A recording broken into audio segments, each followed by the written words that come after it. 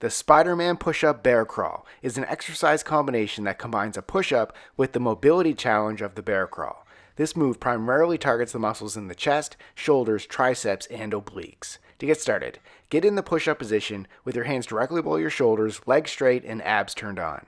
As you lower into the push-up, bring one knee to the outside of your elbow on the same side. As you push yourself back to the top of the push-up, straighten your leg and repeat the same movement with the other side. Before completing another Spider-Man push-up, transition into a bear crawl position by stepping forward with one leg, followed by the other as you crawl forward one step with your hands. During the bear crawl, focus on keeping your back flat, hips square to the ground, and knees hovering just above the ground. Continue to alternate legs as you repeat the Spider-Man push-up and bear crawl combination for the desired reps or time. Subscribe to get a new exercise video every day.